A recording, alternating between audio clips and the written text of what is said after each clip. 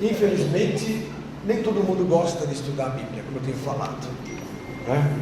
É uma coisa cansativa às vezes. Ai, Bíblia, não, tudo menos isso, tudo menos. Vamos lá para a festa da igreja, isso é gostoso, comes e bebes. Aliás, se quiser a gente chama a igreja, faz comes e bebes, de graça. Nossa, lota a igreja, né? Quem chama a igreja, faz festas gospels, né? Ou gospels, né? É de graça. Nossa, que maravilha, lota. Chama um bom contador de piada evangélica, lota. Mas falar de Bíblia, não. Mas o que salva é a palavra, né? A Bíblia fala assim: meu povo foi destruído porque lhe faltou conhecimento. Então a pessoa pode ser destruída. Meu povo foi destruído.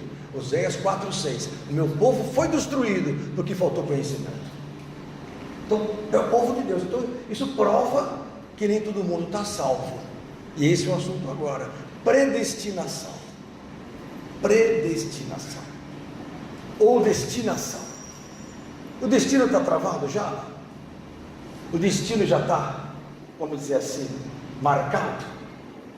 Deus sabe o que vai acontecer, mas será que Ele escolhe uns para ser salvos, outros para ser condenados?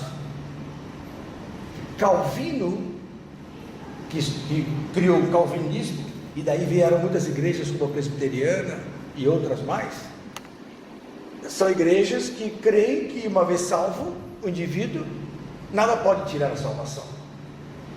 E isso chama-se predestinação. Então a pessoa é predestinada a ser salva. Ninguém tira a salvação dela, aconteça o que acontecer, né? Só que seria justo Deus escolher alguns para ir para o céu, outros não. Mas a gente vai ler texto na Bíblia que é controverso. Nós vamos ler texto que dá a lembrar que Deus faz o quê? Acepção, predestinando alguns, ou não. Nós vamos ver isso. A palavra predestinação, eu peguei duas definições de dicionário. Do dicionário Caldas, diz assim, ó: desígnio formado por Deus para conceder a certas almas a bem-aventurança eterna. Olha o que o dicionário fala, que é o desígnio de Deus para conceder a algumas almas a salvação, ou a bem-aventurança eterna. O outro dicionário, que é o Figueiredo, diz que predestinar é escolher desde toda a eternidade os justos e destiná-los à salvação. Então, segundo os dicionários, Deus faz o quê? Predestina pessoas. Se eu for atrás do dicionário humano, eu vou entender que predestinação é aquilo que Deus faz para salvar alguns e logicamente não salvar outros. Seria uma injustiça, isso vocês não acham? O camarada não faz nada e vai para o céu. Os outros se matam, mas isso não é eleito, então vai para o inferno. Eu acho um conceito de predestinação, que é essa prefixação do destino, já antes do nascimento, não é uma coisa lógica. Mas é o que alguns defendem na Bíblia, o que alguns defendem nas igrejas. A igreja presbiteriana crê na predestinação, a batista também. Uma vez, de um pastor, meu pastor, estava andando na rua e encontrou um ex-diácono, sumiu, o diácono tinha sumido da igreja. Aí ele estava fumando um charuto na rua, o diácono. Aí o pastor falou assim, meu pastor, nosso pastor: pastor, irmão, você sumiu da igreja, está fumando charuto no meio da rua, faz mal, eu estou salvo para sempre, depois eu volto para a igreja.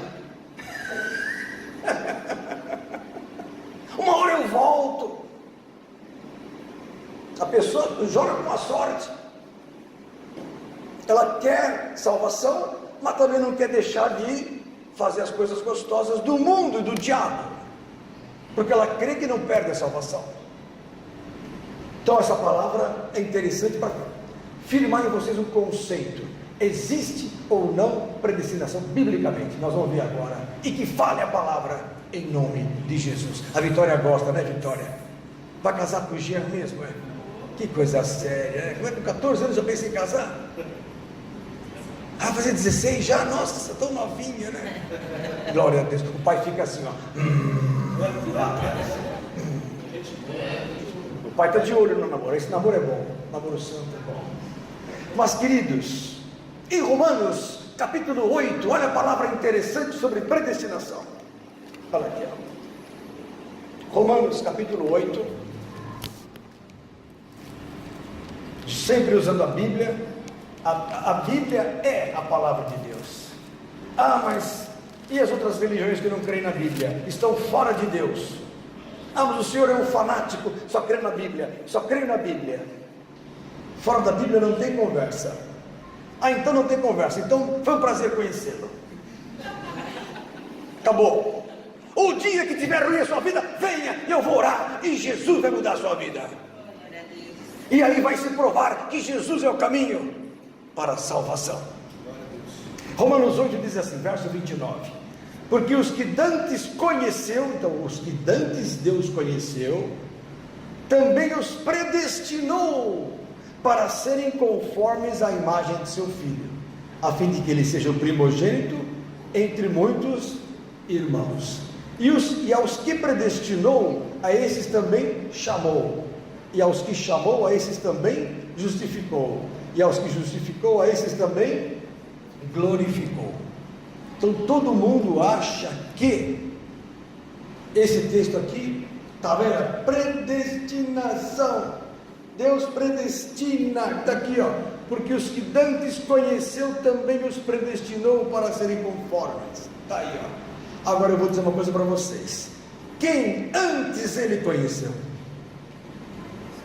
Porque os que dantes conheceu também os predestinou. Deus não predestina pessoas, predestina povos. Havia um povo que era predestinado no Velho Testamento. Havia um povo predestinado à bênção. Quem era? Israel. Porque Deus só conhecia quem antes? Israel. O resto não era conhecido. Deus tinha intimidade com Israel. Prova isso, pastor. Salmo 76, 1, abra lá. Diz que Deus se fez conhecer em Israel. Olha lá, Salmo 76, verso 1. Olha aqui, ó. Conhecido é Deus em Judá. Pronto. Quem é que conhecia Judá? Israel. Grande é o seu nome em Israel. Outro texto que prova, Ezequiel capítulo 20. Abra lá. Ezequiel 20. Mesma coisa. Olha lá. No verso 5. Assim diz o Senhor Jeová. Olha aí, ó. No dia em que escolhi a Israel, levantei a mão para a descendência da casa de Jacó e me dei a conhecer a eles na terra do Egito. E levantei a mão para eles, dizendo: eu sou o Senhor vosso Deus. Vocês me conhecem agora porque eu vos conheço. Pronto. Quem era conhecido de Deus antes? Israel. Então os que antes conheceu, os predestinou. Era isso. Prova mais, pastor, não estou convencido. Romanos, capítulo 11. Vai para lá, Jean. Para lá que eu digo para o texto. Não para você ir embora, não. Romanos, capítulo 11. Glória a Deus, irmão. Romanos 11, olha aqui, o verso 2. Olha só, esse é maravilhoso, Vitória. Olha só essa, Vanderlei, esse texto. Deus não rejeitou o seu povo que antes conheceu. Quem que ele conheceu antes? Israel. Ou não sabeis o que a Escritura diz de Elias, como fala Deus contra Israel, dizendo: Senhor, mataram os teus profetas e derrubaram os teus altares, e só eu fiquei busco a minha alma. É de Israel. Então Deus está falando de Israel, e Paulo fala: Deus não rejeitou o seu povo que antes conheceu. Então agora fica claro entender Romanos capítulo 8, que diz: porque os que antes conheceu, os predestinou para serem a imagem de seu filho. Quem é que ele antes conheceu? Israel. Deus não predestina pessoas, predestina povos. Israel era predestinado, aliás, era o único predestinado. Prova isso, pastor, mais um pouquinho, está difícil para mim. João capítulo 1. Sérgio gosta disso, né, Sérgio? João capítulo 1. Quem gosta da palavra, gosta da Bíblia. Quem não gosta, gosta da novela. Como é o nome da novela de Satanás? Nem sei também. Olha lá, João capítulo 1. João capítulo 1, verso 10. Jesus estava no mundo, né, no caso, e o mundo foi feito por ele, e o mundo não o conheceu, o mundo não conheceu a Deus. Veio para o que era seu, que eram os judeus, e os seus não o receberam. Quem eram os de Deus antes? Israel. Eram os predestinados para Deus, porque eles eram amigos de Deus. O mundo não conheceu a Deus, e Deus não tinha nada com o mundo antes. Jesus veio para o que era seu, e os seus não o receberam. Mas a todos quantos o receberam, deu-lhes o poder de serem feitos filhos de Deus. Em Cristo acabou a predestinação de Israel. Acabou. Em Cristo acabou a predestinação de Israel. Até Jesus, Israel era o povo eleito. Em Cristo ele veio para o que era o seu, veio para os que era seu, mas os que eram seus não o receberam. Aí lançou-se salvação para todos os homens. Está aqui, todos os que o receberam, deles o poder de serem feitos filhos de Deus. Então a pessoa já não é filho de Deus. A pessoa que se achega a Cristo, ela tem poder de ser feito filho de Deus. Não é filho de Deus automático. Está escrito aqui, ó, todos que recebem a Cristo têm poder para ser feito que filho de Deus. Então ter poder não significa ser. Eu entrando na faculdade de medicina tenho o poder de ser médico, mas não significa que eu vou chegar até o fim do curso. Eu estou na igreja, tenho poder para entrar no reino, mas não significa que eu vou para o céu. Fala, Vitória.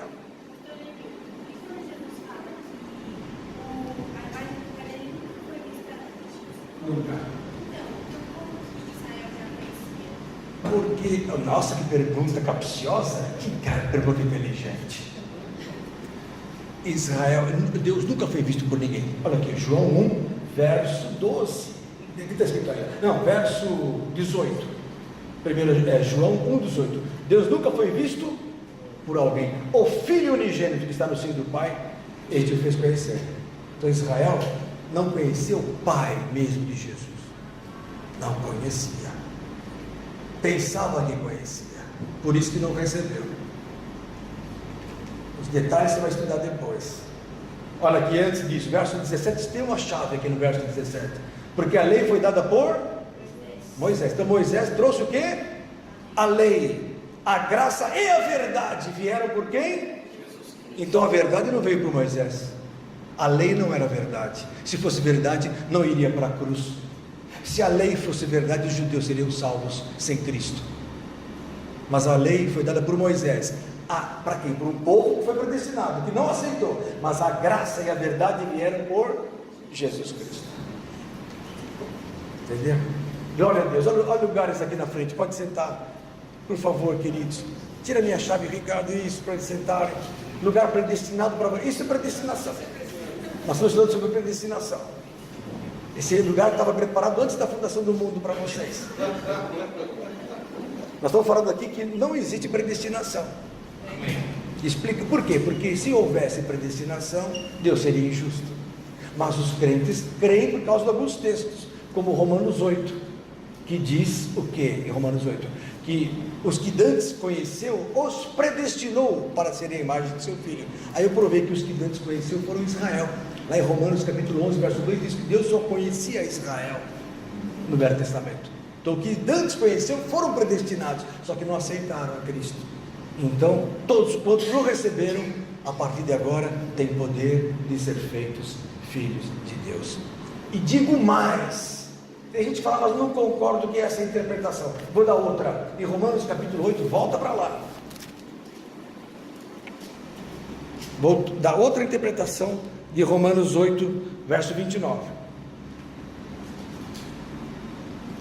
Olha só, verso 29. Porque os que dantes conheceu, que são os israelitas, eu provei isso agora, também os predestinou para serem o que? Salvos?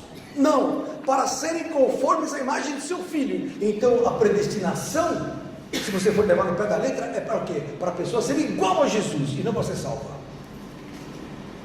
Os que dantes conheceu, os predestinou para serem a imagem de seu filho. O cristão é chamado para ser salvo, não, para ser a imagem de Jesus. Automaticamente, sendo a imagem de Jesus, vai ser salvo. A senhora, se o crente está na igreja, mas é a imagem do diabo, vai querer ir para o céu fazer o quê? Dá trabalho? Vai lá no céu xingar, vai lá no céu brigar, vai no céu desrespeitar, vai no céu fazer o quê? Confrontar a autoridade? Não. Então, se ele for a imagem e semelhança de Cristo, ele vai para o céu. Olha aqui, ó, a fim de que ele seja o primogênito entre muitos irmãos. Então, o indivíduo que segue a Cristo passa a ser irmão de Jesus, tendo as mesmas características. Ele é o primogênito de vários irmãos. Aí temos que ser passivos e tranquilos como Jesus era, temos que ser amorosos como Jesus foi, perdoadores como Jesus foi, né? Misericordiosos como Jesus é e foi, né? Quando esteve aqui. Então, como foi? Manso, humilde, de coração. Aprendi de mim, ele falou. Temos que ser assim. Aí somos a imagem de Jesus. Senão, predestinação está errada. E vou dar outro texto que o pessoal confunde. Está lá em Efésios, capítulo 1, 3, diz assim, ó: bendito Deus e Pai de nosso Senhor Jesus Cristo, o qual nos abençoou com todas as bênçãos espirituais nos lugares celestiais em Cristo, como também nos elegeu, ou nos predestinou. Tem algumas passagens que falam predestinou, outra nos elegeu nele, antes da fundação do mundo. Para que nós fomos eleitos? Para que fôssemos santos e irrepreensíveis diante dele em amor. Então existe uma predestinação, sim. Eu sou chamado para ser santo e cheio de amor, está escrito aqui, e não para ser salvo. A salvação é consequência. Eu provei também, irmã, que a predestinação pelos dicionários é eleição de Deus para a salvação. Então os dicionários estão errados. Olha, o dicionário diz assim: predestinar é escolher desde a eternidade os justos para a salvação. Outro dicionário, que é o Figueiredo, diz que é o desígnio formado por Deus para conceder a certas almas a bem-aventurança eterna. Quer dizer, o conceito de dicionário está errado. Ah, mas por que o dicionário está errado? Porque não são crentes. Quem escreve o dicionário não sabe nem quem é Deus. Aliás, eu ouvi dizer que o Aurélio, que escreveu o maior dicionário do Brasil, não leu a Bíblia. Bom, aí complicado, não? A turma não lê a Bíblia. Os crentes não leem, não vocês, aí fora, né? Não lê a Bíblia. O Jean lê a Bíblia todo dia, de joelhos ainda. A maioria tem estatística que a maioria, a porcentagem maior dos crentes não lê a Bíblia. Os pastores não leem a Bíblia. Desculpa, eu estou falando mal dos pastores, mas muitos pastores não leem a Bíblia. Por que eu estou fazendo isso? Para a turma ler, para não ficar aí com história de que eu estou salvo. Não, agora eu vou provar que não está salvo, a não ser que seja o quê? Nova criatura. Quem está em Cristo? Nova criatura é. As coisas velhas passaram, eis que tudo se fez novo. 2 Coríntios 5,17. Entenderam? Então, ele elege os santos. E outra coisa, lá em João capítulo 15, abra lá, diga glória a Jesus. Glória a Jesus. Estão assistindo aí o programa? Ou estão assistindo o Jornal Nacional? Nosso meio a meio. João 15. Não, porque jornal é sempre a mesma ladainha, eu não aguento mais. Não dá mais, é pior que qualquer coisa. É sempre a mesma história, roubou, delação, né? Eu não aguento mais esses termos na minha vida. Isso macula a alma do cristão, né? Esse mundo maligno. João 15, verso 1, olha só. Olha o que Jesus fala: eu sou a videira verdadeira, meu pai é o lavrador. Toda vara em mim que não dá fruto, o que faz? Atira, quer dizer, tira da árvore, e limpa toda aquela que dá fruto, para que dê mais fruto. Vós já estáis limpos pela palavra que vos tenho falado. Está em mim e eu em vós.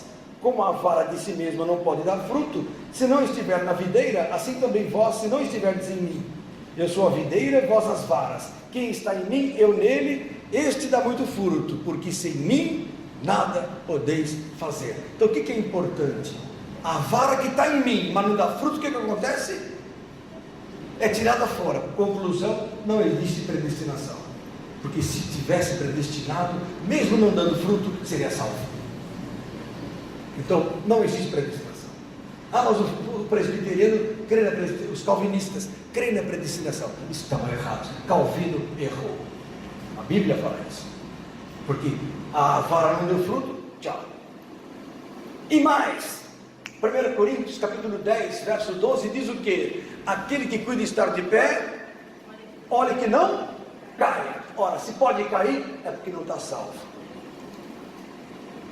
Acabou a predestinação. Está firme, cheio de bênçãos, mas resolve roubar um banco. Acabou a predestinação, me desculpa. Tem que se arrepender muito, né? Tem pecados que são pesados, né? Imaginou? Um grande pastor virar drogado de novo? Acontece, eu conheço. Servos de Deus que voltam para a droga. Uma vez eu conheci um pedreiro, aí conversando com ele, contexto? Não. Lembrei que o pior é que o pastor que é adulteiro. Também. E eu conheci um pedreiro e eu falei assim, qual a sua religião? Ele falou, eu sou macumbeiro. É mesmo? Sempre foi? Ele falou, não, antes eu era crente. Mas depois eu fiquei pensando, no céu não vai ter bebida, eu gosto de uma cerveja, no céu não vai ter um cigarrinho, eu fui para macumba. Vocês verem que seguiram. Falou assim para mim com a boca cheia. Então as pessoas não conhecem a Deus, não têm experiência espiritual e tomam suas próprias decisões. Só que Deus que é bom, deixa. Deus entrega o que o indivíduo quer. Porque há uma coisa que Deus não pode fazer: mexer na tua vontade. A não ser que muita oração aconteça para Deus dar uma trabalhada. Mas Ele não mexe no livre-arbítrio. Senão não é livre-arbítrio. Senão viramos robôs. Ele pode fazer de tudo para acertar. Mas o toque, a decisão é sua. Quem crê e for batizado será salvo. Quem não crê será condenado. Já está condenado. Porque não crê na palavra do Filho de Deus. Acabou. Então essa diferença entre ser ou não ser, Deus não mexe. Porque se mexer é predestinação. E não existe predestinação. A pessoa tem que perseverar. Está lá em Mateus, capítulo 24. Abra lá.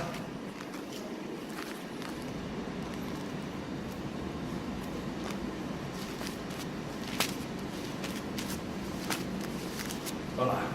Verso 13. Mas aquele que perseverar até o fim será salvo. Então não é qualquer um que será salvo. Quem é que é salvo? Quem persevera até o fim. Pronto. Então não existe predestinação. Se houvesse predestinação, não era assim. Eu tenho que perseverar. Tiago, capítulo 1, verso 25. Abra lá. Quanto texto provando que não tem predestinação? Por causa de um texto, a turma acha que tem predestinação. Tiago, capítulo 1, verso 25. Olha lá. Olha que interessante esse texto, hein? Aquele, porém, que atenta bem para a lei perfeita da liberdade, e nisso persevera, não sendo ouvinte esquecido, mas fazedor da obra, esse tal será bem-aventurado no seu feito.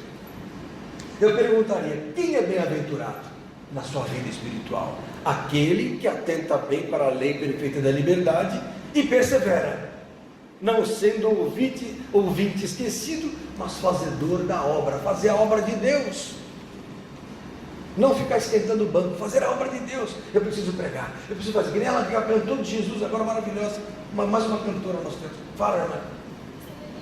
Eu não tenho predestinação, mas eu, assim, uma experiência de Deus, e foi funcionando muitas coisas no coração já. E eu tenho presciência. Eu sei que Ele sabe de tudo, desde a fundação do mundo. Então, quando eu leio esse versículo de predestinação, eu entendo assim: Ele sabe quem vai ser salvo desde a fundação do mundo. E não é que Ele tenha escolhido essas pessoas, as pessoas que aceitaram o sacrifício e a salvação que Ele fez antes da fundação do mundo para a gente.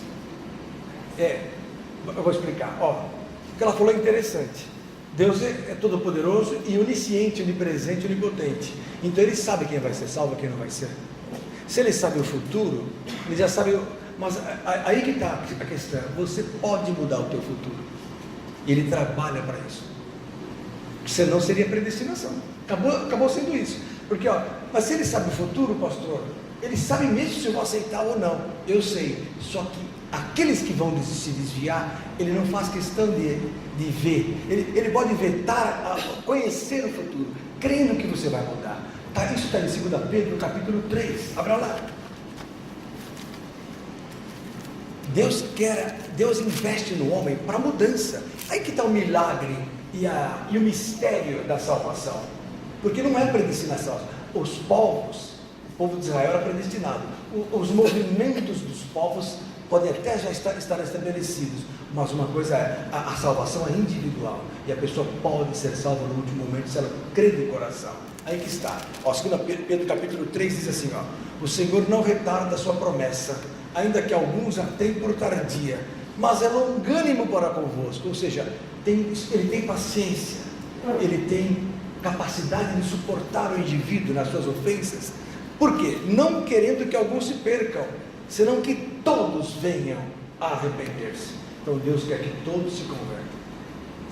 Quer dizer, então, se Deus quer que todos se convertam, Ele vai até o fim com a pessoa, mesmo sabendo que a pessoa está caminhando errado, Ele vai mudando a vida da pessoa. E pode haver uma mudança, pode haver mudança, senão não teria graça. A graça da vida está nisso. E eu acho que Deus, a graça dele é salvar os homens, mesmo sabendo que aquelas vidas não tem jeito. E mais, onde abundou o pecado, superabundou a graça. Então não é predestinação. Abundou o pecado, ele dá um jeito da pessoa ser abençoada. Agora tem gente que não tem jeito. Tem gente que gosta do mal, gosta do Satanás. Tem gente que só gosta do mal, gosta da droga, gosta do adultério, gosta da prostituição. Um ato de prostituição não põe no inferno. A pessoa paga o preço, mas ela volta, chora, paga o preço, destrói a família, tal. Agora, perseverar no mal, não tem jeito. Eu tenho que perseverar no bem. Não obstante erre. Que nem quem fuma, pode cair uma outra vez, mas ele quer parar, ele chora para parar, ele vai no médico para parar. Bom, então para Deus ele parou. Se ele cai de vez em quando, Deus levanta, porque é um vício, e Deus sabe disso. Quem nunca fumou, critica, mas quem já fumou sabe que não é fácil parar. Quem bebe direto também, alcoólatra, não é fácil. Então nós temos que ter misericórdia de quem está viciado, porque Deus é misericordioso. Né? Tem vício em mentira. É um vício perigoso, porque o diabo é o pai da mentira. É bom morder a língua. Morde a língua. É uma pessoa que é cristã, tenta ensinar a palavra E somente. somente. É um perigo. A mentira, o diabo é o pai da mentira. Os mentirosos não eram do reino de Deus. Olha lá em Apocalipse capítulo 22, diz que os mentirosos não eram do reino de Deus. Olha aqui, aqui verso 15: ficarão de fora do reino os cães. Quem são cães na Bíblia? Vamos ver. Maus pastores. Olha aqui, os feiticeiros, os macumbeiros, os que se prostituem, a prostituição que o Luciano falou, os homicidas, camarada é homicida, olha aqui, os idólatras, e qualquer que ama e comete a mentira é o mesmo peso da prostituição. O camarada está na igreja, fala mal da prostituição, fala que não quer saber de macumba, mas mente. É igual ao macumbeiro, é igual ao feiticeiro, é igual ao idólatra. Entendeu? Fala. Seria muito severo seguir uma filosofia de que quando a gente tem um encontro realmente com Cristo, mesmo que ninguém fale nada, porque eu posso dizer por experiência particular, a gente já não quer mais pecar porque não quer deixar Deus triste. Então uma pessoa que tenha lá o seu pecado de estimação, ela não teve ainda verdadeiramente um encontro. Acontece que a Bíblia fala, que eu falei, nós temos que santificar nossa vida a cada dia. Então, a palavra, vós estáis limpos pela palavra que você é empregado. O indivíduo vem do mundo, que nem uma criancinha sai da barriga da mãe, cheia de sujeira. Aí ela vai ser limpa, então ela vai ser, dia após dia, tratando com leitinho para poder crescer. Assim é o cristão. Ele se converte totalmente fora dos padrões espirituais. Não existe estatura espiritual na pessoa que nasce espiritualmente. Ela vem como ela vem. Ela vem um piratão do mundo. Por enquanto ela é um pirata não de Jesus, vai se tornar um pirata de Jesus.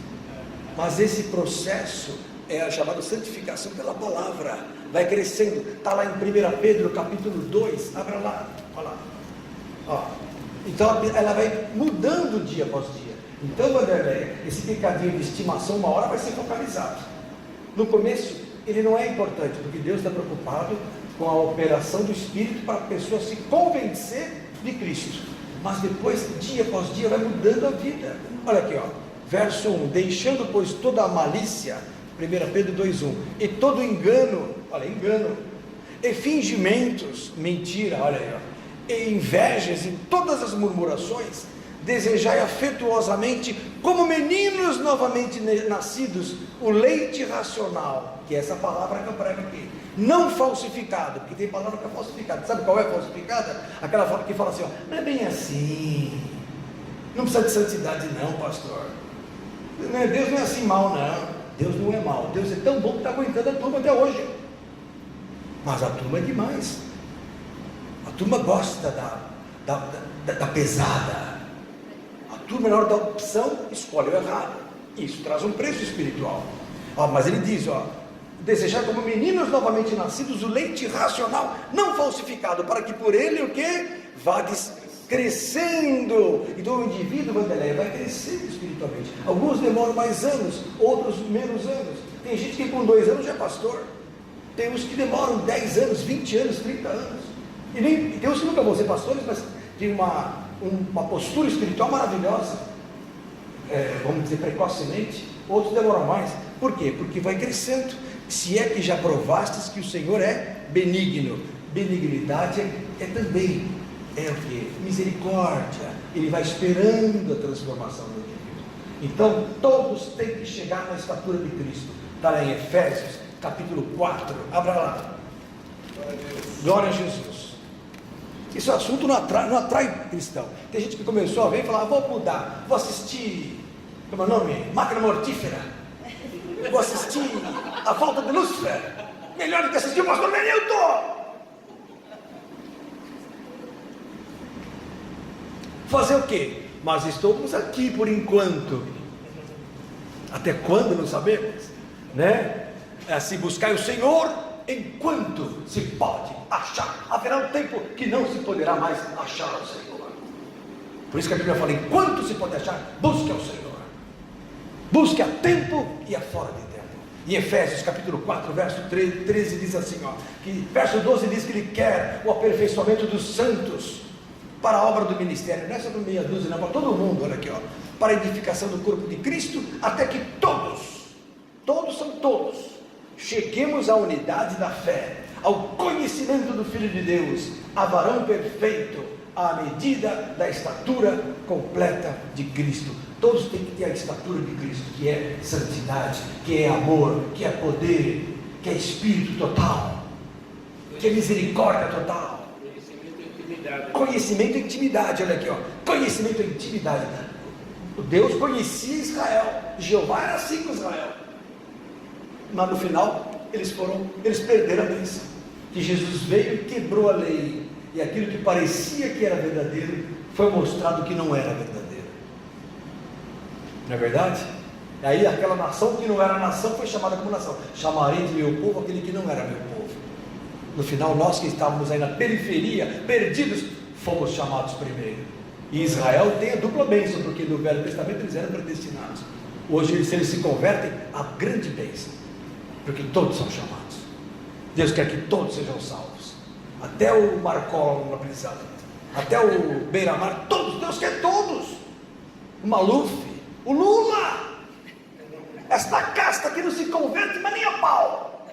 Mas que Deus tenha misericórdia e prepare a conversão, porque está em nós o que? O Espírito de Cristo, que quer que todos sejam salvos. Porque vai ser triste chegar lá e ver que era como eu estou falando.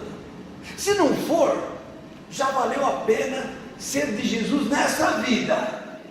A vida que eu tenho eu não troco por nada com Jesus. Agora, se é como eu estou falando que a Bíblia fala, a grande parte vai entrar pelo cano. Porque daí eles vão lá, eu quero ir para o céu. Não, agora não, foi o tempo. Agora vai com aquele príncipe das trevas que você tanto gostava. A grande parte do mundo segue as trevas e não sabe. Segue as trevas. Os pastores não pregam mais assim, que assusta, afasta o povo da igreja. Cai o dízimo. Pastor, para de pregar assim. Eu prego a verdade. Quem manda neste mundo, quem manda na Rede Globo, quem manda nessa política, quem manda na educação, quem manda na cultura mundial é Satanás. São as forças inimigas, forças das trevas que combatem família, combatem o ser humano, combatem a integridade, combatem a educação, combatem a obediência, combatem tudo. Combate o casamento, combate a santidade, combate o bem. As pessoas se matam. As pessoas se matam, se odeiam nos escritórios, nos sistemas corporativos das empresas. As pessoas vão até lá, até no consultório. O consultório é um desaguar de mágoas das pessoas. Eles vão para a consulta, mas eles abrem o coração. Não aguento mais meu chefe, não aguento mais, eu sou mais um número na minha empresa. As pessoas são robôs. Só que Cristo nos chama de amigos. Cristo nos chama de filhos, de irmãos, de amigos. Que diferença deste mundo maligno, com aparência de tecnologia e de bem-estar, onde as pessoas se jogam nos prédios que não aguentam mais, onde o suicídio que só cresce. Agora estou ensinando as crianças a fazer suicídio, né? Ensinando a se suicidar. Isso é coisa do mal. Depois fala que eu sou louco. Louco é o mundo que não abriu os olhos para Jesus ainda. Fala, querida. Tem um versículo lá na Bíblia que fala que terão um nome maior do que de filhos. O que seria? Isso que ele quer dizer. É porque Não precisa ver esse texto. Na época não me está vindo. O que nós vamos ter é um nome especial que Deus vai nos dar lá no céu. Esse nome que nós temos aqui está errado. Esse meu nome eu acho muito feio, entendeu? Lenilton. Sabe por que meu nome é Lenilton? Porque meu pai chama Lenilton. Sabe por que meu pai chama Lenilton? Porque na época de Lenin, que meu pai nasceu, Lenin reinava lá na Rússia, que agora fez 100 anos de União Soviética, a Revolução Russa, da Revolução Comunista, né? Aí meu avô, quando ia por Lenin, que meu pai ia chamar Lenin, e meu avô era militar, o quartel falava, não faz isso. Meu avô tinha lutado na guerra do Paraguai, contra o Paraguai em 1930. Aí meu avô tirou o nome do meu pai, não sabia que por na hora pôs Lenilton. Eu não gostei desse nome, mas eu nasci, eu não lembro desse nome, entendeu? Quando eu nasci já tinha posto, Lenilton Batera. Agora é Batera, e você é o pirata. Amém, queridos? Paulo não era predestinado. Paulo fala em 1 Coríntios capítulo 9, verso 27, abra lá, estou acabando com predestinação. Vamos começar outro assunto agora. 1 Coríntios 9, 27. Olha aqui, ó. Olha só. Verso 24. Vou ler da partir do verso 24. Olha que texto lindo. Não sabeis vós que os que correm no estádio, todos na verdade correm, mas um só leva o prêmio? Correi de tal maneira que o alcanceis. E todo aquele que luta de tudo se abstém. Eles o fazem para alcançar uma coroa corruptível, nós porém a incorruptível. Engraçado, eu tenho pacientes atletas que falam assim: doutor, eu se pudesse tomava todas, mas não posso beber, não posso fumar, senão eu perco meu físico. Eu preciso competir, eu preciso dormir cedo, preciso largar a noitada, preciso ser uma pessoa disciplinada. Eu vejo garotões da idade do Jean, de 20 anos, 18 anos, se abstendo daquilo que não presta, não porque amam Jesus, mas para poder ser o bom no atletismo. Aí Paulo fala, os que correm no estádio também se abstêm por causa de uma coroa corruptível, que são as coroas da glória humana. Agora nós corremos para uma coroa incorruptível. Olha o que ele continua falando: pois eu assim corro, não como uma coisa incerta, assim combato, não como batendo no ar, antes subjugo meu corpo e o reduzo à servidão. Então o nosso corpo tem que ser nosso escravo. Eu não posso ir onde o corpo quer, o corpo tem que ir onde eu quero, para que pregando aos outros eu mesmo não venha de alguma maneira a ficar reprovado. Paulo fala, estou pregando, mas eu posso ser reprovado. Paulo temia não ser salvo, e os crentes hoje acham que já estão numa boa, que não é bem assim, como eu falo. Eu estou abrindo os olhos da igreja, que está encantada com o movimento gospel, que é aquele frenesi, que parece que está tudo bem, mas não é bem assim. Aquele que está de pé, olhe que não caia, busca santidade, busca oração, busca jejum, busca intimidade com Deus. À noite olhe para Ele e fala, Jesus eu te amo, Jesus eu te quero, guarda, cobre, me blinda. Ah, que maravilha! Deus vai começar a trabalhar na sua vida, vai te dar sonhos espirituais, vai começar a operar em você. Amém, irmãos?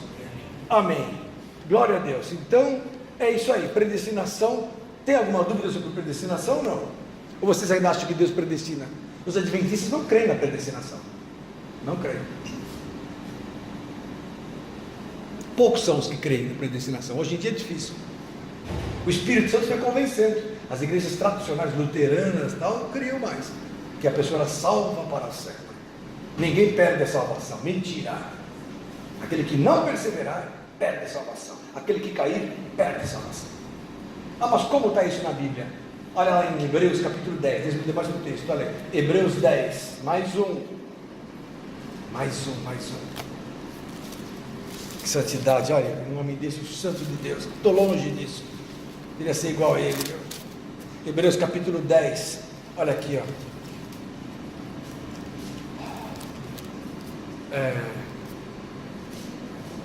Verso. Olha aqui, ó. Verso 38. Mas o justo viverá da fé.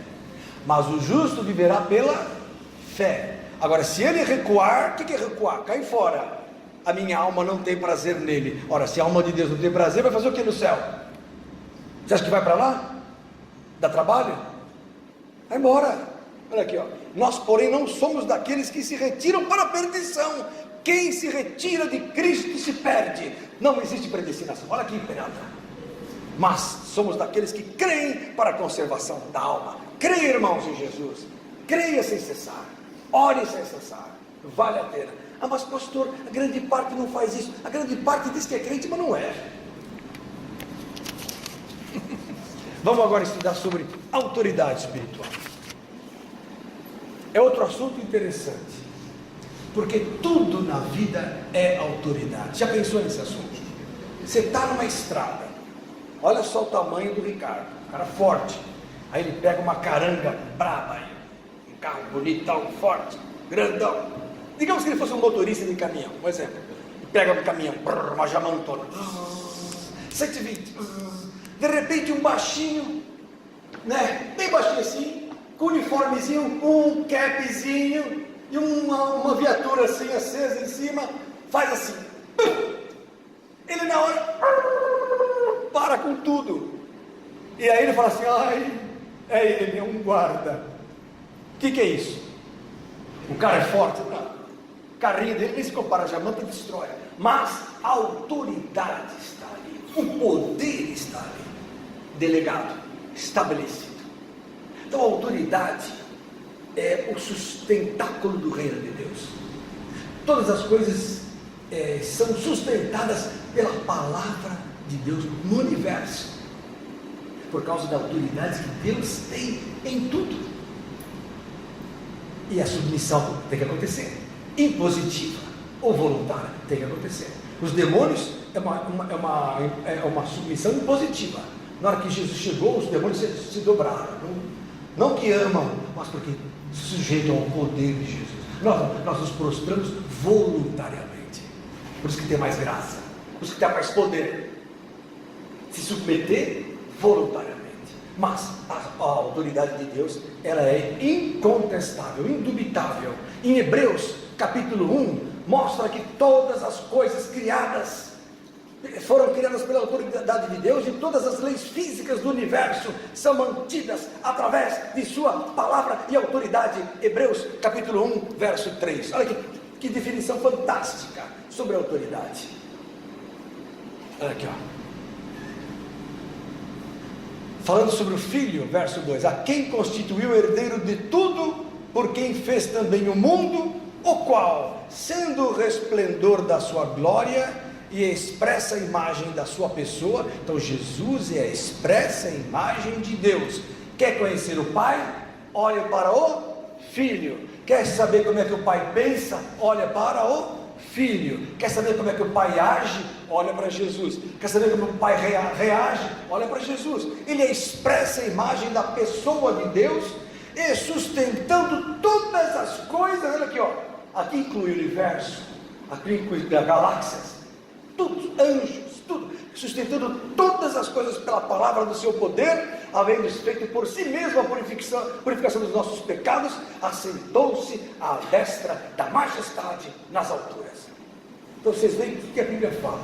que todas as coisas são sustentadas por uma autoridade chamada Palavra de Deus no universo. É o que manda. Se não houvesse autoridade, como é que os anjos vão se submeter? Como é que vai haver hierarquia? Como é que vai haver poder? Mas Deus delegou tudo isso para Jesus, que hoje está à sua direita, nas alturas, na eternidade. Fantástico. Então a palavra de Deus é o próprio poder de Deus. Na verdade, reside toda a sua autoridade na sua palavra. Interessante, né? A autoridade divina, ela representa o próprio Deus. A autoridade de Deus representa o próprio Deus. É mais do que as suas ações que vêm do seu poder, porque o seu poder só reflete o momento. Agora, a pessoa de Deus representa a sua autoridade. O que ele é? Ele é tudo. E aí que está, se ele está em você, imagine como o diabo te vê.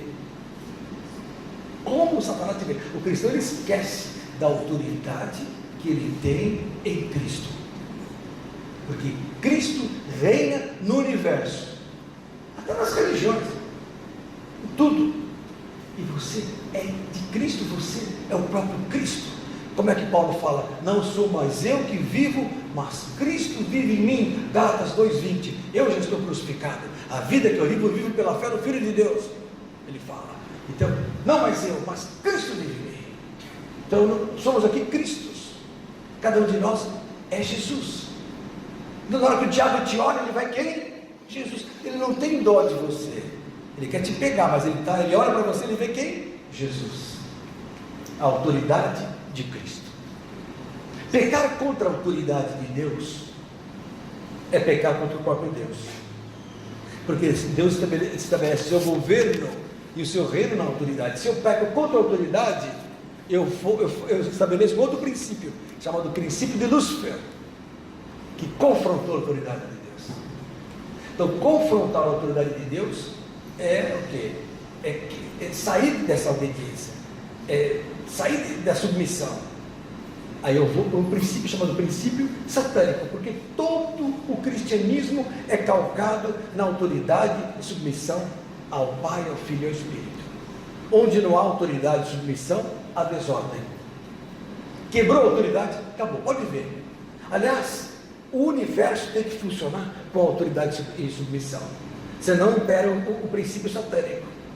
Por isso que o mundo hoje, porque é de Satanás, ele é virado, é filho contra pai, é povo contra governo, é ao aluno contra o professor. As pessoas não obedecem mais à polícia, acabou a autoridade, camarada chega, aquela vestimenta de oficial do exército ou da polícia, tem autoridade. O pessoal pega e joga pedra hoje, qualquer país do mundo, acabou a autoridade. O pai chega, filho, pai, que chuta o filho. E o pai, filhinho, que filhinho, desculpa, que filhinho, vai deixar destruir tudo. Hoje, as professoras levam giz na cabeça, antes era o contrário. Na minha época, professor, menino, a gente, professora, perdão, fica de castigo na canto.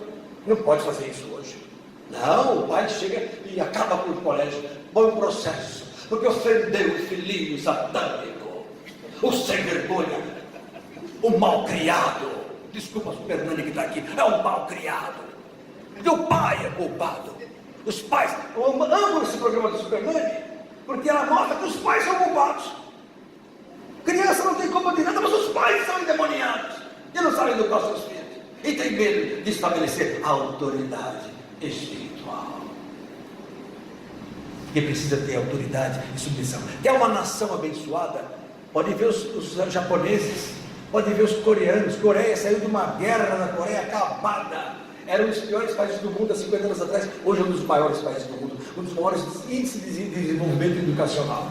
A Coreia do Sul, lógico, do Norte, comunista, ninguém sabe o que acontece lá, mas Coreia do Sul, Japão, própria China, dá banho hoje nos países como o nosso, porque aqui é só anarquia. O povo adora feriado, não quer saber de nada, de trabalhar. No Japão só tem um feriado no ano, dia 1º de janeiro, acabou. Domingo trabalha. Eu tive um amigo que foi para o Japão trabalhar para ganhar um dinheiro, naquela época que estava na fase dos japoneses de trabalhar. Ele trabalhava, irmãos, de segunda a segunda, E chegava em casa para tomar banho naquele é furou. Só que ele era o último.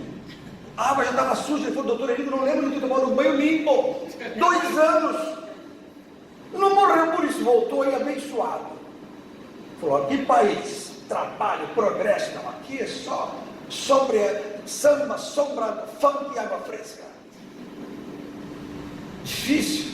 Agora, a autoridade e a submissão tem que acontecer, porque Deus manda que nós obedeçamos às autoridades que Ele determinou, até os governos. Romanos capítulo 13, abra lá.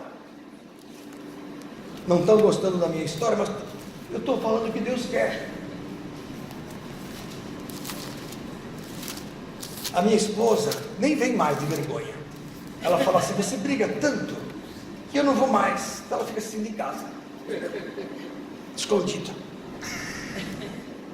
O pastor Enilton é assim, não dá para ficar amolecendo com vocês. E se amolecer, acabou a autoridade de submissão. Ó, Romanos 13, verso 1. Olha o título: submissão à autoridade. Bíblico. Toda alma esteja sujeita às autoridades superiores, porque não há autoridade que não venha de Deus, e as autoridades que foram ordenadas por Deus. Por isso, quem resiste à autoridade, resiste à ordenação de Deus, e os que resistem trarão sobre si mesmos a condenação. Olha que sério isso. Interessante, né? Porque os magistrados, aqui entendo os que administram, os que julgam, né? Não são terror para as boas obras, mas para as más. Queres tu, pois, não temer a autoridade? Faze o bem e terás louvor dela. Como a Bíblia é fantástica, né?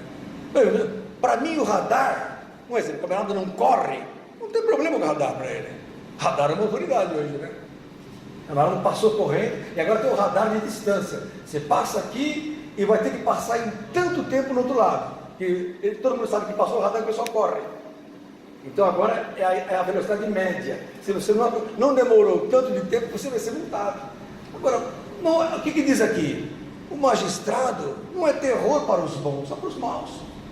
Faz o bem, segue a lei dos homens, e você vai ser abençoado, porque ela é ministro de Deus para teu bem. Mas se fizeres o mal, teme, pois não traz debalde a espada. Olha que interessante.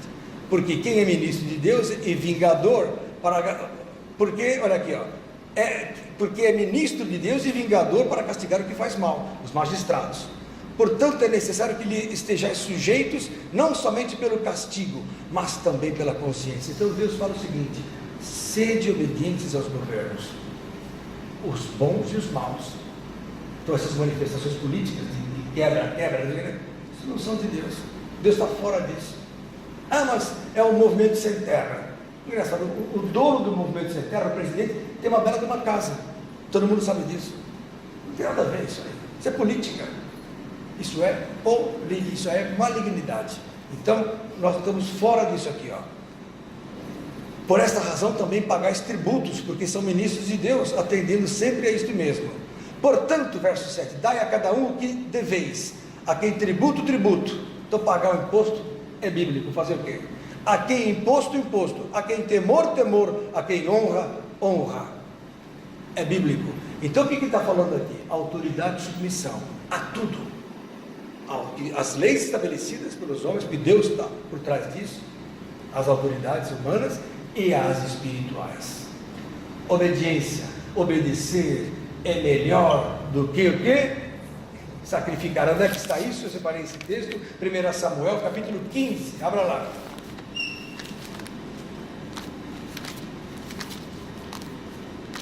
Mas que bênção, hein? Sua namorada, como ama Jesus, hein? A gente vê que ela conhece a palavra. Glória a Deus, hein? Não há dúvida. 1 Samuel capítulo 15 diz assim, ó, verso 22. Porém Samuel disse a Saul, né, quando Saul desobedeceu o que Deus mandou: não importa se estava errado ou certo, o que eu acho.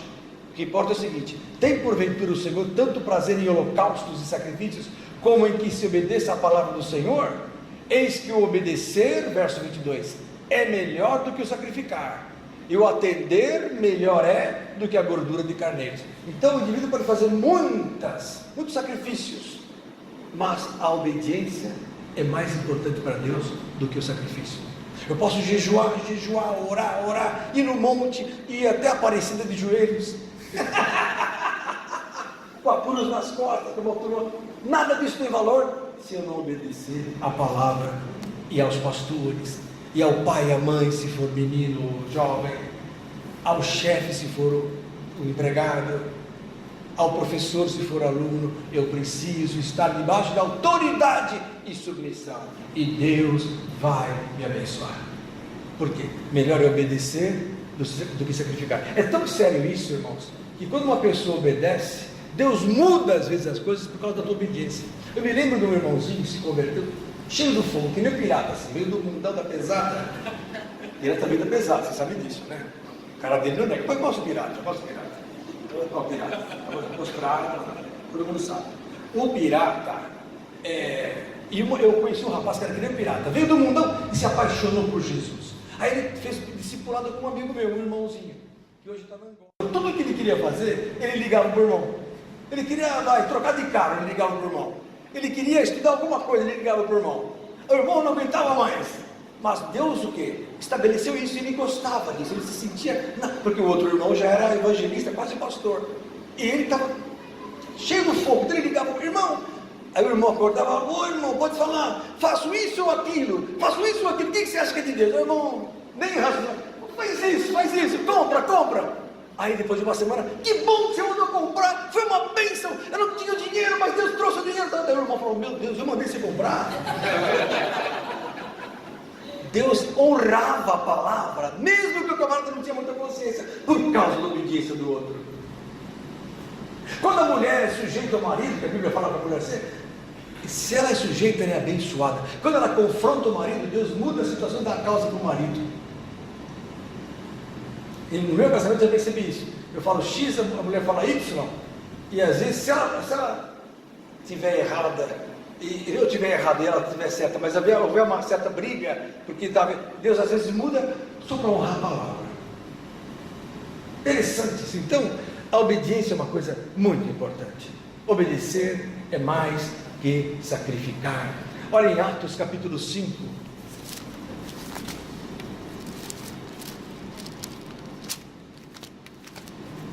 Atos 5.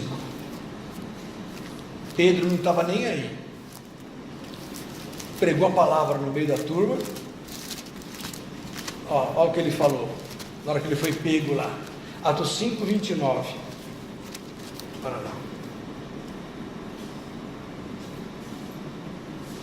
Olha lá.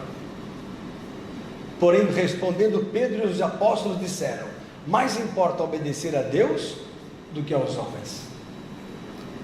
E Paulo fala em Gálatas: mais importa agradar a Deus do que aos homens. Lá em Gálatas 1 ele fala assim: se eu estivesse aqui nesse mundo para agradar aos homens, não seria servo de Cristo. E aqui Pedro fala: mais importa agradar a Deus do que aos homens. Então eu tenho duas posições: uma que vai agradar, eu tenho uma palavra para pregar, eu tenho uma minha, que eu acho que isso aqui vai dar agrado, vai dar ibope, vai encher a igreja, é minha. Agora eu pego e falo pelo Espírito, e a palavra vai ser pesada. Aí Deus fala: eu estou mandando. Aí eu falo: bom, é mais importa obedecer a Deus do que agradar aos homens e obedecer aos homens. Amém? Aí, ó, é isso aí. Muitos textos assim. Tiago 4, 7, olha lá. Tem muitos textos bons, irmão. O assunto é maravilhoso, sobre a questão da autoridade. Olha só, olha, presta atenção. Sujeitai-vos, pois, a Deus. O que é sujeitar-se? Estar submisso, estar obediente a Deus. Aí faz o quê? Aí depois que você está obediente a Deus, resistir ao diabo, ele fugirá de vós. Essa é a sequência. Agora o camarada confronta Deus na igreja, depois vai expulsar o demônio e leva uma briga, leva uma surra do diabo. Ou então vai expulsar o demônio e não consegue. Por quê? Porque não está submisso a Deus. O diabo não tem medo quando você vem na igreja. O diabo não tem medo quando você estuda a Bíblia. O diabo tem medo quando você obedece a Jesus. Porque daí Jesus vai estar em você. Sujeitai-vos a Deus, resistir ao diabo, aí ele foge de vós. Na hora que ele olha, nós não somos nada, nós somos bonecos. Olha, aperta seu corpo, Ai, ai, não é nada. Apertou? Isso. Não somos nada. Bate a cabeça, morre. Rapaz, estava brigando na rua aí, estava vendo no jornal. O outro empurrou ele, bateu a cabeça e morreu. Nada. Foi-se embora os sonhos, foi-se embora todas as noites não dormidas, o sacrifício da mãe, o sacrifício da família, o dinheiro, vive, tudo acaba num minuto, porque a vida não é nada. Antes, busca Deus e prepare-se para a eternidade, submetendo ao Senhor. Deixa Deus entrar na sua vida e ser Senhor da sua vida, para que você possa resistir ao diabo e foge de você. Está aqui na Bíblia. Boa, não? Fala, irmão. Pastor, essa questão de orar de joelhos é símbolo da submissão nesse caso? Olha, orar de joelhos é quebrantamento. Tem gente que tem artrose e não pode, mas o coração está de joelhos. O joelho é humildade, é derramamento, é quebrantamento, é humilhação. Eu me humilho, eu me derramo diante de Deus. Ora, se eu não posso às vezes ajoelhar, o que eu faço, Gabriel? Eu derramo meu coração. Às vezes você está num ônibus. Como é que você vai ajoelhar no ônibus? O pessoal vai te pôr para fora, chamar a polícia, vai estar louco. Mas você pega e dobra o seu coração e fala: Senhor, eu estou de joelhos no meu coração. E está orando de joelhos. Às vezes você está orando de joelhos, não está pensando em outras coisas. Pai nosso que está no céu, santificado seja o vosso nome, venha a nosso reino, seja feita a vossa vontade, seja na terra como no céu. De joelho, o nosso cada dia. Está aí hoje, melhor está fazendo. E aí? Não está de joelhos, está só gastando o seu tempo. Percebeu? A intimidade não precisa do joelho físico, mas você, quando está de joelhos em casa, tem poder. Paulo fala: por isso me ponho de joelhos perante o Pai de nosso Senhor Jesus Cristo. Isso está lá em Efésios capítulo 3. Tá bom, querido? Fala, irmã.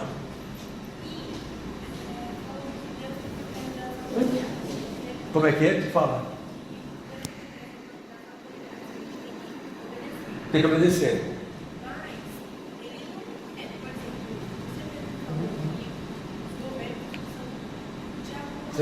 Sim, mas você faz a sua parte com lógica. Porque, por exemplo, o bem é o bem. Você tem que fazer o bem dentro da lei. Então, por exemplo, você não vai desobedecer, não vai passar no farol vermelho, não vai pisar numa grama. Por quê? Porque está errado. Um exemplo, né? Eu tenho que obedecer às leis, obedecer aos governos, porque isso traz bem para o corpo do povo, né? Mas o principal o povo não faz. 1 Timóteo capítulo 2, abra lá. 1 Timóteo capítulo 2, olha aqui, desculpa, 2 Timóteo 2.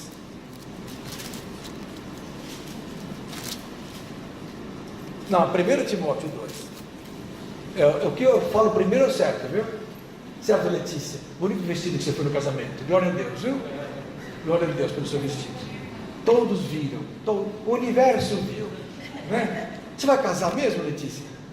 Quando vai ser? Está do lado aí, hein? Precisa comprar um terno dentro do seu casamento. Quem vai pregar no seu casamento? Eu? Não é o Sérgio? Também. Amém. 1 Timóteo capítulo 2, verso 1.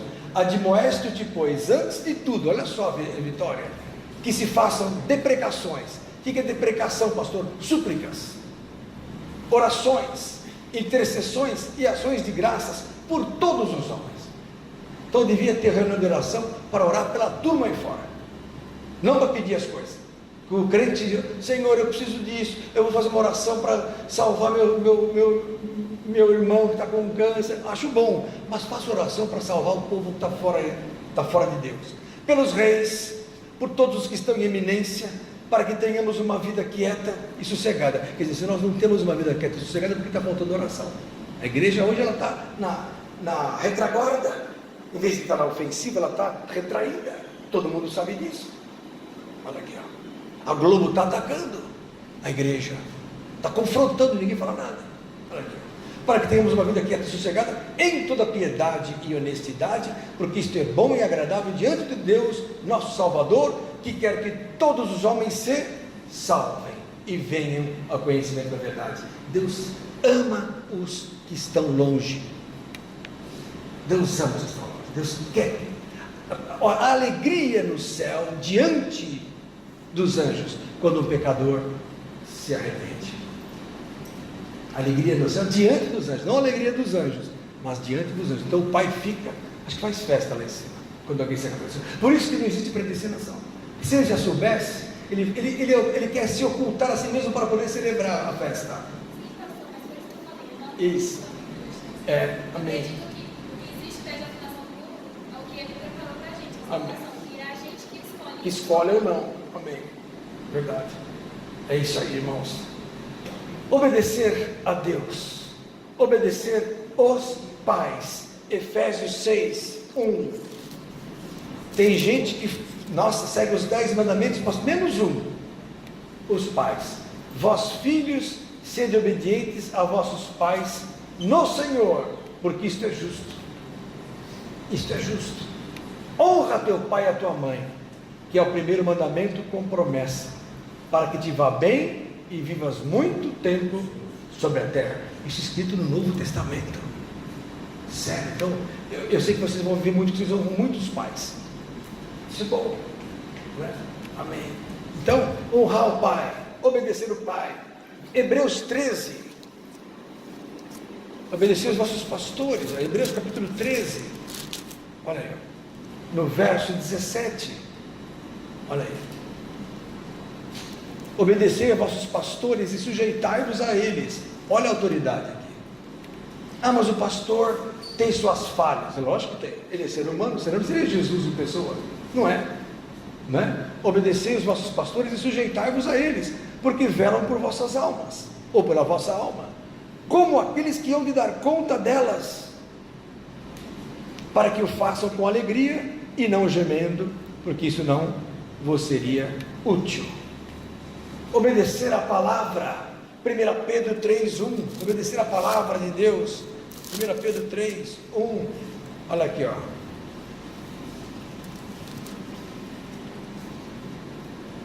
Semelhantemente, vós mulheres, sede sujeitos ao vosso próprio marido. Aqui a mulher é o marido, eu errei. Para que também, se alguém não obedece à palavra, pelo procedimento de sua mulher, seja ganho sem palavra. É engraçado isso, né? Se a mulher é sujeita ao marido, olha só que interessante. A mulher não é crente, o marido não, mas ela é sujeita ao marido. Aí o marido, vendo a mulher submissa a ele, que não presta, às vezes ele não é uma boa pessoa, mas ele fala: meu Deus, a minha mulher é boa, eu tenho que tomar cuidado, porque ele é de Deus. Aí ele começa a obedecer a palavra, mesmo sem conhecer a palavra. Isso é uma atitude que Deus honra. Perceberam? Pelo porte, sejam ganhos sem palavra. Então tem pessoas que vão ser ganhas porque o cônjuge é crente, é co-herdeiro. Olha aqui, ó, verso 7. Igualmente vós maridos, coabitais com ela com entendimento, dando honra à mulher como vaso mais fraco, como sendo vós os seus co-herdeiros da graça da vida. Se a mulher entra, também entra. Se a mulher não entra, não entra. Está escrito aqui, ó. Para que não sejam impedidas as nossas orações. Se a pessoa trata mal a mulher, as orações não passam do teto. Sério isso, meu? Então a mulher tem esse benefício, essa benesse, mas também tem que se submeter, senão ela abre a guarda para o diabo. Nós sabemos disso. A submissão da mulher é uma coisa especial na Bíblia.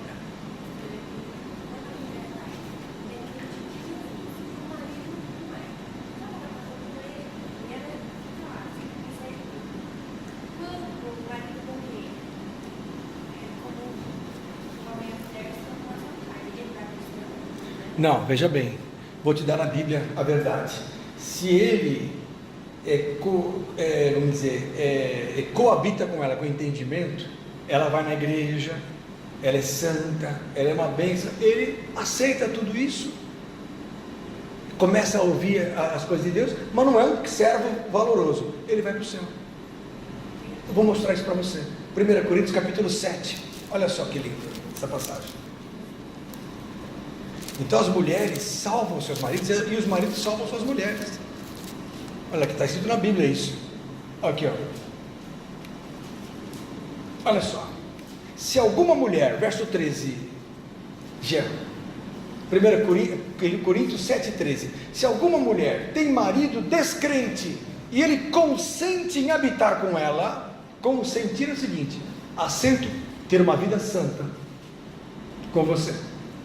Então, respeita, ela vai orar na mesa, ele ora, ele fica quietinho, ela não fala mais palavrão, ele não fala mais palavrão, ela não assiste mais pornografia, ele não assiste mais pornografia, antes assistia, ela não fuma mais, ele também não está fumando mais, ele começa a mudar a vida dele, ele está consentindo em habitar. Aí a Bíblia fala assim, mesmo que ele não vá na igreja, não o deixe. Por quê?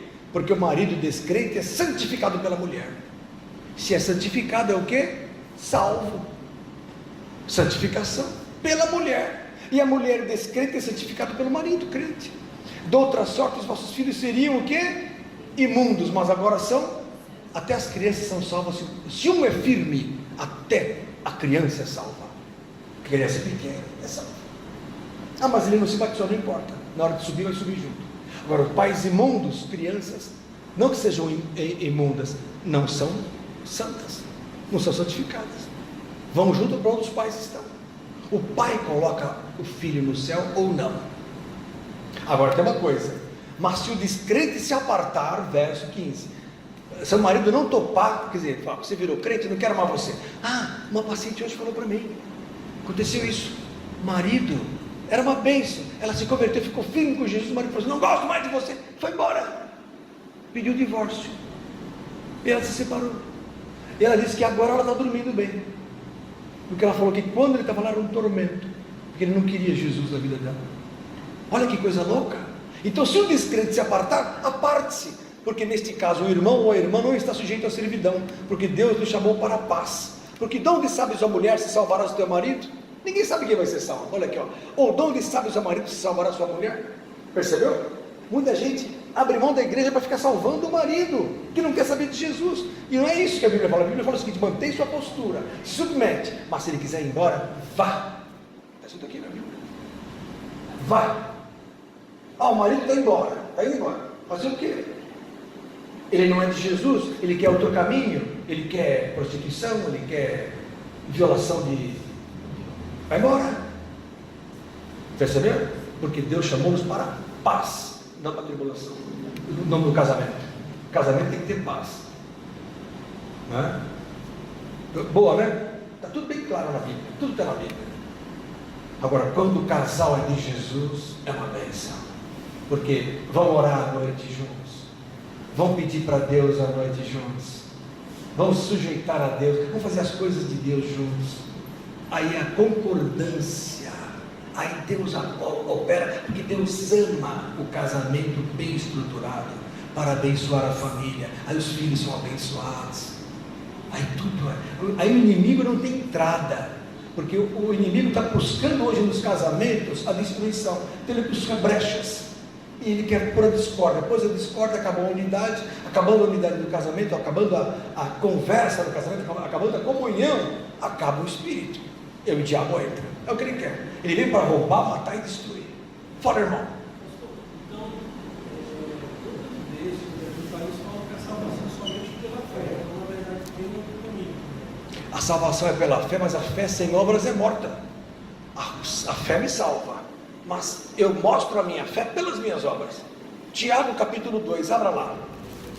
Boa. Isso é muito bom. Em primeiro lugar é fé, mas a fé vai produzir em mim obras. Tiago capítulo 2, olha lá, olha aqui, ó, verso 14, olha só essa, como é seu nome mesmo, irmão? Seu nome? Olha só, Márcio, Tiago capítulo 2, 14, meus irmãos, que aproveita se alguém disser que tem fé e não tiver as obras? Porventura a fé pode salvá-lo? Olha aí, bem o que você falou.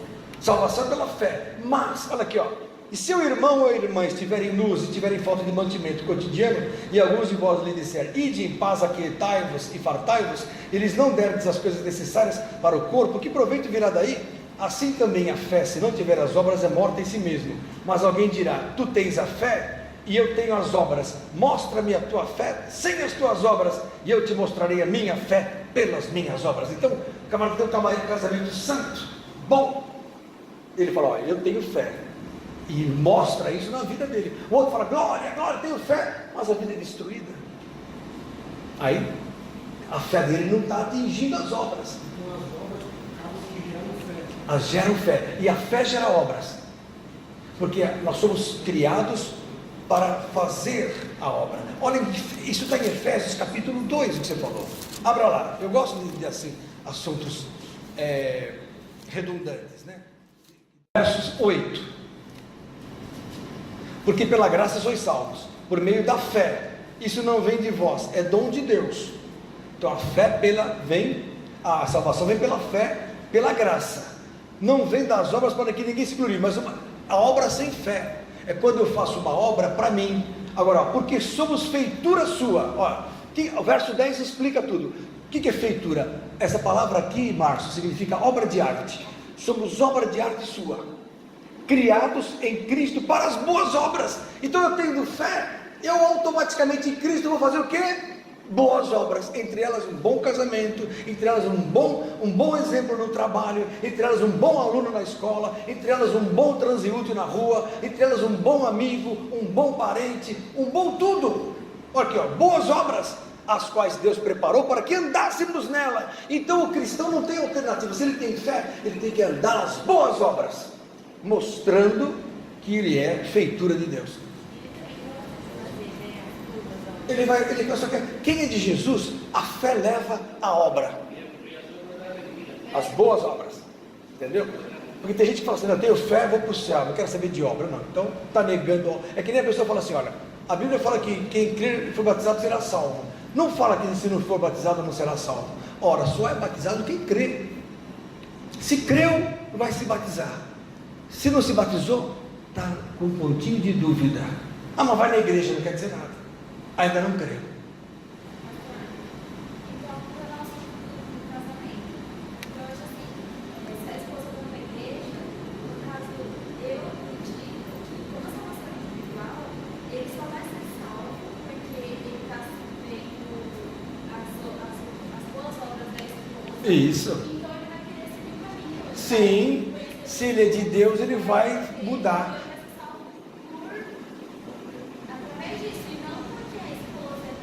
Não, porque ele está sendo conivente com a esposa está sendo santificada, a esposa santifica o marido, ou seja, a vida dela passa para o marido. É o que eu falei, se é santificado, ele está se convertendo. Olha só, imagine só um homem que era do mundão, aí a mulher se converte e ele começa a gostar disso. Fala, poxa, minha mulher agora está indo para a igreja, eu vou assistir o Corinthians, mas ela vai para a igreja. Aí ele fica com o Corinthians, a mulher vai para a igreja, a mulher volta, ele dá um beijo, ela dá um beijo nele, e fala, nossa, minha mulher está legal, hein? Antes ela brigava comigo, porque eu ficava na televisão, agora está legal. Então ele começa a ficar bom, aí de repente ele começa a ir para a igreja, aí ele fica lá atrás, um dia, ninguém espera, ele fala, vou me batizar. Tudo que ele fez de bom vai ser imputado para ele. Faltava o batismo é rápido. Entendeu? Lógico. Sim. Não, ninguém se batiza pelos mortos. Isso aí, desculpa aos mormons, com todo respeito à igreja de Jesus Cristo dos últimos dias, os mormons creem que uma pessoa pode se batizar pela outra. Eu discordo. Sabiam disso? Vai estudar o livro dos mormons para vocês verem. Eles creem o seguinte: se morre meu irmão sem batismo, eu me batizo pelo meu irmão. Não existe isso. O batismo é individual. Me desculpa os mormons. Fala, irmã. Pastor, tem um outro ponto da autoridade espiritual que eu presenciei esses dias e eu achei lindo. Eu estava voltando de carro com os irmãos no culto e passando pela rua, a gente encontrava travesti, né? E eles falavam, meu Deus, com o coração quebrantado, expulsa, né, todo espírito maligno, liberta essa vida. E a pessoa nem sabe, né, que tinha alguém orando por ela. A gente, assim, eu sei que de repente a autoridade espiritual para tal pode ser um pouco mais alta, mas a gente pode também. Lógico, acabei de ler para você em 1 Timóteo capítulo 2, que Deus quer que você faça intercessões, orações, deprecações por todos os homens, principalmente pelos que estão em eminência, pelos reis e por todos os homens, travestis, bandidos, o setor da delação premiada, a turma do Zé Dirceu, todo mundo você pode orar, deve orar. Os estrangeiros, pode orar pelos gays, Esses precisam de mais oração, porque esse o diabo tem nas mãos. O diabo tem nas mãos muitos homens. Então são os que mais precisam de oração. E existem grandes homens de Deus que vieram deste mundo maligno. Tem pastores que são ex-travestis, são ex-bandidos, ex-macumbeiros, ex-drogadíssimos. Jesus tem poder. Aí você fala, por que ele não converte todo mundo? Talvez falte oração. Nossa, a igreja vai responder. Por que eles não se converteram? A igreja, nós vamos responder. Eu acabei de falar, 1 Timóteo 2. Agora, não é só isso, é orar por todos e pregar o Evangelho. E pregar o Evangelho. Temos que pregar o Evangelho, porque os anjos não vão pregar. É um atributo da igreja, ganhar almas, né? Nós somos chamados para ganhar almas. Nós estamos nesse mundo para ganhar almas. Não estamos aqui para curtir a vida. Não, isso aí é palhaçada. Gostoso, eu sei, eu também gosto. Não toquei bateria para vocês? Toco bateria, tudo bem, mas a minha alma tem sede de Deus, porque vai ser a nossa casa eterna, povoar esse universo. E o que nós não conhecemos ainda. Ou vocês pensam que Deus vai ficar só com esse universozinho de nada, de 13 bilhões de anos-luz? Tem coisa bem melhor. E o povo preocupado com miséria aqui, preocupado com ninharia, sexo ilícito, com droga. Ai, vou cheirar palhaçada, arranca esse nariz fora. É melhor entrar sem nariz no céu do que com o nariz ir para o inferno. Fica cheirando uma estupidez, pobreza espiritual, carnalidade. O cristão tem que buscar as coisas de cima, onde Cristo está sentado à destra de Deus. A ciência é outra ilusão. Grande médico amigo meu, vai fazer um ano que ele morreu agora, as maiores autoridades do Brasil em obesidade, amigo, faleceu de câncer de pâncreas, faz um ano agora, ninguém mais nem lembra do nome dos congressos. Ele era uma luz, era o médico do bem-estar, inclusive o Dr. Halper, faleceu, faz um ano agora, ninguém lembra lá do homem. Eu fico pensando, tudo que a gente faz, para quê? Leva nada. O Schumacher, nem lembram dele mais, agora é o outro, é o Hamilton, e assim vai, porque tudo passageiro, a glória deste mundo nada é. Amém, irmãos? Então vocês devem se submeter a Cristo, às autoridades, as mulheres aos seus maridos, os filhos aos seus pais, e Deus honra a autoridade de submissão. Amém, queridos? Eu acho que não tem mais nada a falar, tem tanto texto. Temos que ser submissos à doutrina, Romanos 6,17. Temos que ser submissos à fé, Romanos 1,5. Temos que ser submissos à palavra, 2 Tessalonicenses 3,14. É muita coisa. Mas o que eu preciso, outra coisa que eu separei aqui, os que não foram submissos, o que aconteceu com eles? Adão não obedeceu a Deus. Vocês viram o que aconteceu? O pecado de um homem, que foi o quê? A desobediência de um, trouxe toda a destruição da humanidade. Aí a obediência de um trouxe salvação para todos, né? Saul desobedeceu, perdeu o reino de Israel. Jonas desobedeceu, para no meio da baleia. Nadab e Abiú desobedeceram, fogo estranho, Israel pagou. O profeta lá de 1 Reis capítulo 13, que foi falar para, oh meu Deus do céu, para quem ele foi para lá? Esqueci até o rei que ele estava na época, que profetizou sobre Josias. Bom, esse rei, esse profeta, Deus Acabe, não, foi para Acabe. Aí Deus falou assim para esse profeta, 1 Reis 13, isso mesmo, irmão. Esse profeta, Deus falou assim: não volte pelo mesmo caminho e não coma comida enquanto você estiver na obra. Ele, tá bom. Aí ele encontrou um outro profeta no caminho. O profeta falou assim: escuta, come aí. Ele falou: não, não posso comer. Deus falou, mandou eu não comer. Aí ele falou: não, eu também sou profeta como você. Estou falando, você come, pode comer. É mesmo? Eu sou profeta também. Ele acreditou, comeu, morreu. O leão comeu ele. Desobediência. Fala. Quem foi o primeiro a habitar o jardim do Éden? A primeira pessoa a habitar. Não, o jardim do Éden em si foi Adão. Adão.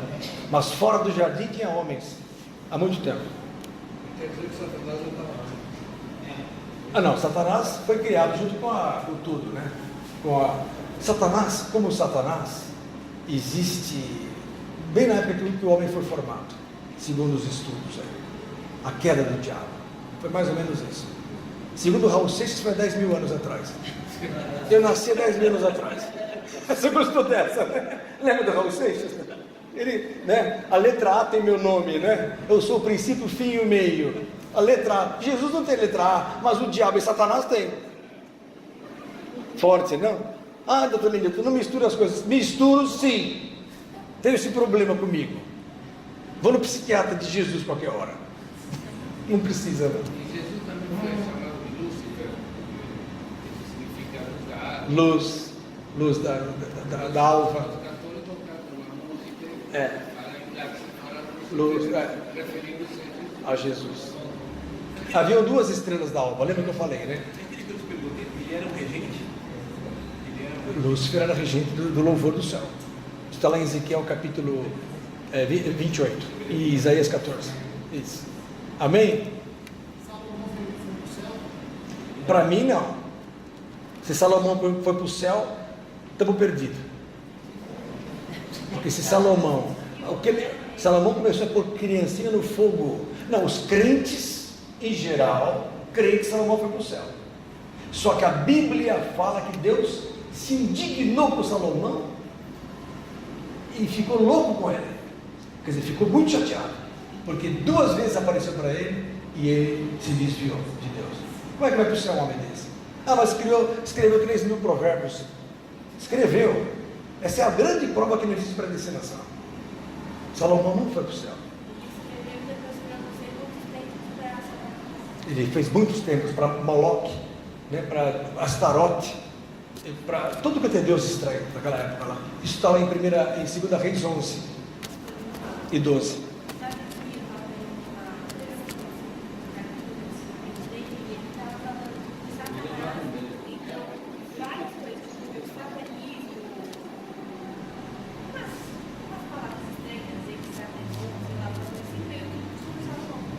Salomão ensinou a turma o que não prestava no reino de Israel, infelizmente, né? Davi pecou uma vez, ele pecou 1000 vezes. Davi teve uma amante, né, que trouxe destruição para a família. Salomão teve 1000. E o filho de Salomão introduziu o Roboão, trouxe os rapazes estranhos e escandalosos, os homossexuais. Então primeiro veio a prostituição com mulheres, depois entrou o homossexualismo com o neto de Davi. Então o que o espírito de prostituição fez com Israel? Destruiu o povo por causa do pecado. E a gente hoje prega isso, o pessoal fala que não é bem assim. Os jovens querem sexo livre dentro da igreja e pensam que vão para o céu assim. Por quê? Você pode pregar de tudo, mas não prega contra o sexo. Pois eu prego, porque se você quiser ser abençoado, ter poder, vença o sexo ilícito na sua vida. É melhor casar do que se abrasar. Bom seria o homem não tocar em mulher. 1 Coríntios capítulo 7, verso 1. Mas todo mundo faz, pastor. Todo mundo vai para o inferno, lindo. A grande parte vai. Mas não é bem assim. Vamos esperar para ver. Em nome de Jesus. Amém? Encerramos.